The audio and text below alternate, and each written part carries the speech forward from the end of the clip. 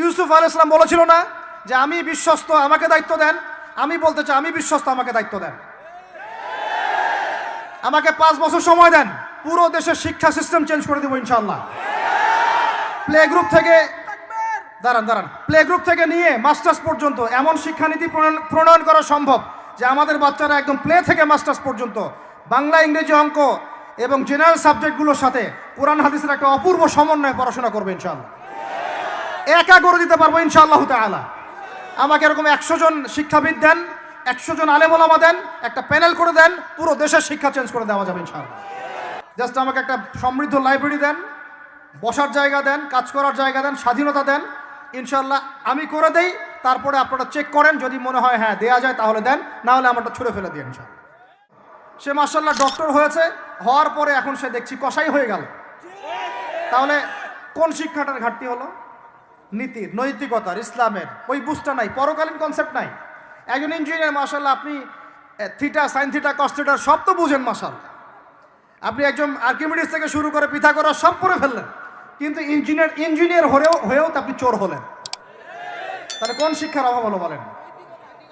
একটা মেয়েকে আপনি দেখছেন মাশাআল্লাহ এগিয়ে যাচ্ছে, বাপরে বাপ, ফেমিনিস্ট রেভলিউশন।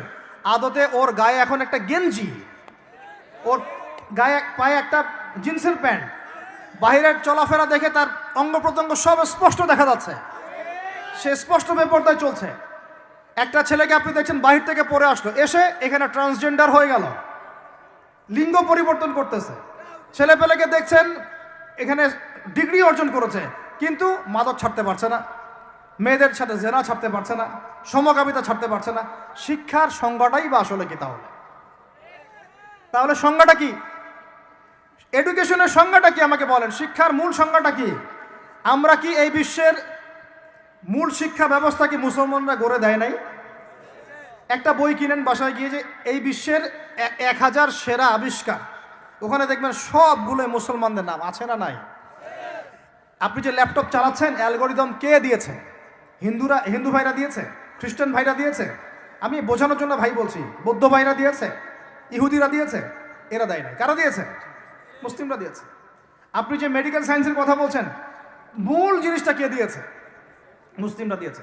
রক্ত সংবহন তন্ত্র কারা আবিষ্কার করেছে? মুসলিমরা। আপনি জাবির ইবনে হাইয়ানকে ছাড়া আপনি কেমিস্ট্রি পড়াতে পারবেন না। ইবনে রুশদ, ইবনে সিনাকে ছাড়া আপনি মেডিকেল সায়েন্স আগাতে পারবেন না। আপনি ইবনে রুশদ ছাড়া এই যে আমরা পাটিগণিত, বীজগণিত, জ্যামিতি, ত্রিকোণমিতি, পরিমিতি করে আপনি করতে পারবেন না। আমরা তো জেনারেল লাইন পড়েছি, আমাদের সাথে বসেন, এগুলো হয়তো সবাই আপনাকে বোঝাতে পারবে না। জ্যোতির্বিদ্যায় যাচ্ছেন, আপনি অ্যাস্ট্রোনমিতে যাচ্ছেন, অনেক কিছু করছেন, আপনি মুসলিমদেরকে ছাড়া এক পা আগাতে পারবেন না।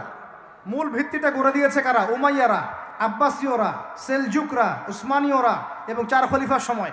এই সময়ে এই শিক্ষার মূল ভিত্তিটা দাঁড়িয়েছে। এই যে আমরা যে নাহু সরফের কিতাবগুলো পড়ি, আমাকে বলেন তো, নাহু সরফের কিতাব রাসূলের যুগে ছিল? বলেন, ছিল না। কোন খলিফার সময় থেকে এগুলো সারা বিশ্বে ছড়িয়ে গেল? নাম জানেন? আলী ইবনে আবি তালেব। কি নাম? আলী ইবনে আবি তালেব। আরবি ব্যাকরণের পুরো ভিত্তি দিয়ে দিয়েছেন তিনি, লুকা দিয়ে দিয়েছেন, কায়দাগুলো দিয়ে দিয়েছেন। এখন সারা বিশ্বের মানুষ আরবি পড়ছে, আরবি বুঝতে পারছে, ব্যাকরণ বুঝতে পারছে, কোরআন নিয়ে গবেষণা করতে পারছে। প্রত্যেকটা সেক্টর, ধর্মীয় অঙ্গন বলেন, অর্থনীতি বলেন, জ্যোতির্বিদ্যা বলেন, কেমিস্ট্রি, ফিজিক্স যাই বলেন, মুসলমানদের কাছে আগাতে পারবেন না। তাহলে আমরা যে যুগে ছিলাম সেইখানে কি ফিরে আসা যাবে না? সম্ভব না।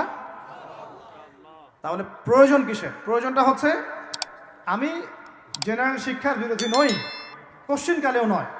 জেনারেল শিক্ষা থাকবে, ইংরেজির প্রয়োজন আছে, বাংলা অবশ্যই প্রয়োজন আছে, মুক্তিযুদ্ধ সংস্কৃতি আমরা জানবো, শিখবো, চেতনা ধারণ করব, সব ঠিক আছে। আমরা সমাজবিজ্ঞান পড়ব, দর্শন পড়ব, সায়েন্স পড়ব, আর্টস পড়ব, কমার্স পড়ব, সব ঠিক আছে ভাই।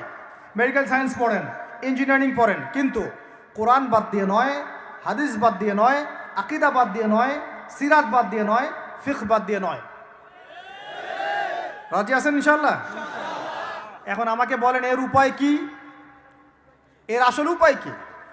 এখন এটা কি আপনি চাইলেই প্রতিষ্ঠা করতে পারবেন? আমার ক্ষুদ্র জ্ঞানে আমার কাছে 3টা উপায় মনে হয়। কয়টা উপায় ভাই? এক নম্বরটাই সবচেয়ে সেরা উপায় এবং সবচেয়ে কঠিন উপায় এবং একই সাথে সবচেয়ে ইফেক্টিভ উপায়। সেটা হলো, জাস্ট যদি আমাদের ঊর্ধ্বতন কর্তৃপক্ষ, আমাদের শিক্ষা মন্ত্রণালয়, আমাদের গভর্নমেন্ট, আমাদের প্রশাসন, আমাদের সরকার, তারা যদি একটা টেবিলে বসে ওলামায়ে কেরামদেরকে নিয়ে বসে, প্রতিভাবান ইয়াংদেরকে নিয়েও বসে, শিক্ষা নিয়ে যাদের অবদান আছে তাদেরকে নিয়ে বসে যদি একটা শিক্ষানীতি প্রণয়ন করে যে না, আমাদের দেশটা মুসলিম কান্ট্রি, বেশিরভাগ মানুষই মুসলমান জনগণ, মুসলমান যুবক, মুসলমান যুবতী, মুসলমান শিশু কিশোর বেশিরভাগই মুসলিম, অ্যাজ এ ডেমোক্রেটিক সিস্টেম এখানে বেশিরভাগই মুসলিম, তাহলে তাদের স্বার্থ বিবেচনা করে আমরা একটা শিক্ষানীতি প্রণয়ন করি না কেন? একটা শিক্ষানীতি প্রণয়ন করি যেখানে প্লে গ্রুপ থেকে শুরু করে মাস্টার্স পর্যন্ত আমরা মাশাআল্লাহ 2টা শিক্ষাকে সমন্বয় করে দেবো ইনশাআল্লাহ। এই সমন্বয়টা করলে আমার ছেলে বললাম তো 2 দিকেই ইনশাআল্লাহ এক্সপার্ট হবে। আমাদেরকে আলাদা করে কোনো প্রতিষ্ঠান খুলতেও হবে না। এটা কি করা যায় না? এটা যদি করা যায় তাহলে আমাদেরকে আলাদা করে কোনো মাদ্রাসাও খুলতে হচ্ছে না এখন, বরং যা আছে এটা দিয়ে যথেষ্ট, যা আছে এটা দিয়ে যথেষ্ট। আর সুন্দর নীতি থাকবে, সিলেবাস করে দেওয়া হবে, দেখবেন সবাই একই ভাষায় কথা বলছে, একই শিক্ষায় শিক্ষিত হচ্ছে, একটা লেভেল পর্যন্ত অ্যাটলিস্ট মানুষ নৈতিক শিক্ষা পাবে, ইসলামী শিক্ষা পাবে। পরবর্তীতে গিয়ে ফ্যাকাল্টি আলাদা হয়ে যাবে, তারা কেউ ইঞ্জিনিয়ার, কেউ ডক্টর ইত্যাদি ইত্যাদি হতে পারে। এটা যদি আমাকে বলেন, আমাকে 5টা বছর সময় দেন, 5 বছর সময় দেন, যদি মূল্যায়ন করেন, আমি ইউসুফ আলাইহিস সালামের মতো বলতে বাধ্য হচ্ছি এখন, কারণ আমি এটা দেখে অনেক ব্যথিত হচ্ছে।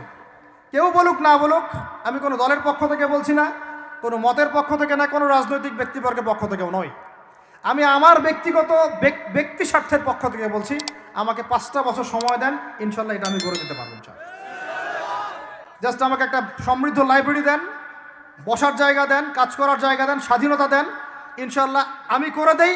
তারপরে আপনারা চেক করেন, যদি মনে হয় হ্যাঁ দেয়া যায় তাহলে দেন, না হলে আমারটা ছুঁড়ে ফেলে দিন ইনশাল্লাহ। পরে প্রয়োজনে ওটা আমি একা একা আমার একটা ইউনিভার্সিটি বানাই, সেখানে পড়াবো ইনশাল্লাহ।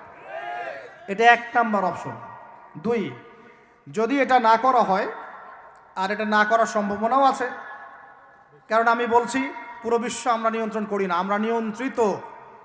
আমরা কি নিয়ন্ত্রিত?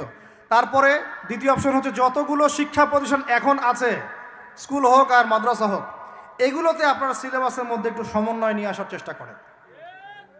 সিলেবাস একটা আছে, ঠিক আছে, বুঝলাম, একটু সমন্বয় আনার চেষ্টা করেন। সমন্বয় করে অ্যাটলিস্ট বাংলা ইংরেজির সাথে আরবিটাকে মিক্স করার চেষ্টা করেন।